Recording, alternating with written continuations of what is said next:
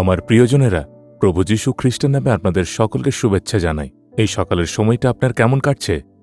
প্রভুর দয়া প্রতিদিন নতুন হয়। প্রতিদিন তিনি আমাদের নতুন অনুগ্রহ দেন এবং সেই দিনটি অতিক্রম করতে সাহায্য করেন। এই কারণেই আমাদের যীশুর সঙ্গে চলতে হবে। শাস্ত্র বলে এগুলি শেষ দিন।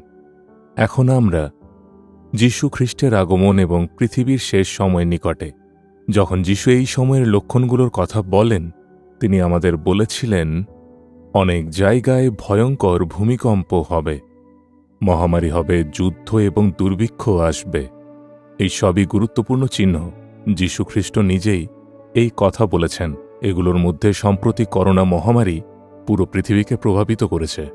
এখন আমরা দেখছি বিশ্বজুড়ে যুদ্ধ চলছে, অনেক দেশ যুদ্ধে জড়িয়ে পড়েছে এবং এর ফলে বিশ্বে অর্থনীতি ক্ষতিগ্রস্ত হচ্ছে। ঠিক সেভাবেই একটি দুর্ভিক্ষ আসতে চলেছে, যা পুরো পৃথিবীকে প্রভাবিত করতে পারে।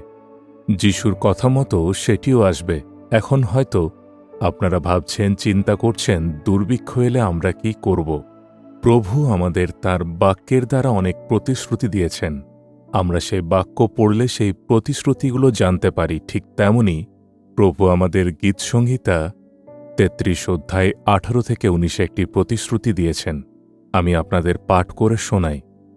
দেখো, সদাপ্রভুর দৃষ্টি তাহাদের উপরে, যাহারা তাহাকে ভয় করে, দুর্ভিক্ষে তাহাদিগকে বাঁচাইয়া রাখিবার জন্য। প্রভুর চোখ সর্বদা আপনাদের উপরে রয়েছে। তিনি আপনাদের দুর্ভিক্ষের মধ্যেও বাঁচিয়ে রাখবেন এবং রক্ষা করবেন। কিন্তু তিনি কাদের জন্য এটা করবেন? ধার্মিকদের জন্য। যে ব্যক্তি নিজেকে ধার্মিক জীবনযাপনে সমর্পণ করে এবং ঈশ্বরের সঙ্গে চলে। দুর্ভিক্ষ চারপাশে থাকলেও প্রভু তাকে রক্ষা করবেন এবং তার প্রয়োজন পূরণ করবেন, এটাই তাঁর প্রতিশ্রুতি তিনি দেন। আপনারা বাইবেলে দেখুন, ইসরায়েল দেশে ভয়াবহ এক দুর্ভিক্ষ হয়েছিল। প্রভু যেমন আগেই বলেছিলেন ঠিক তেমনই ঘটেছিল। এটি হয়েছিল এলিয়ার সময়ে। সেখানে একজন দরিদ্র বিধবা ছিলেন। তিনি এমন এক অবস্থায় ছিলেন যেখানে তিনি আর বাঁচতে পারবেন না বলে মনে করছিলেন। তার কাছে সামান্য ময়দা ও তেল ছিল। তিনি ভাবছিলেন শেষবারের মতো রুটি বানিয়ে খেয়ে মারা যাবেন। তিনি জীবনের সমস্ত আশা হারিয়ে ফেলেছিলেন। তখন প্রভু সেই বিধবাকে সাহায্য করার জন্য একজন দূতকে পাঠালেন।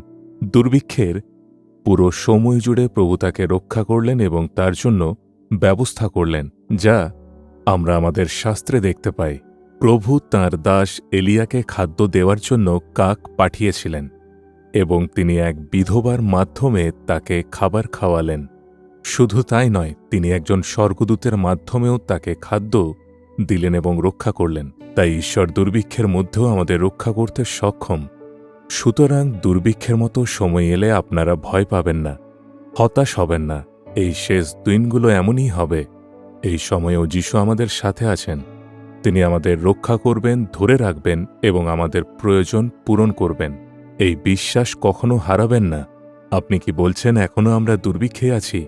ঋণের সমস্যা, আর্থিক সংকট, আমরা জানি না কিভাবে পূরণ হবে। আমাদের জীবন যেন দুর্ভিক্ষে পড়ে আছে। সবকিছু থাকলেও মনে হয় যেন কিছুই নেই। আপনি কি জীবনে এভাবেই সংগ্রাম করে চলেছেন?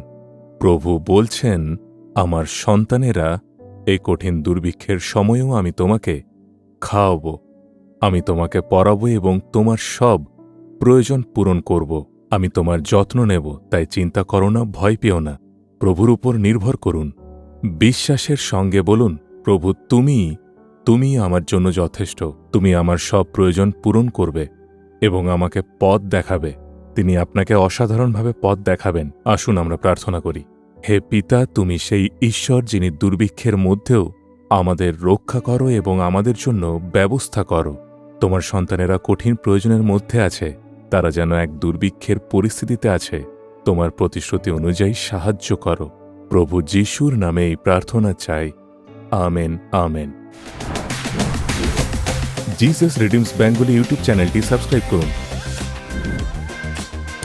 বেল আইকনটি ক্লিক করুন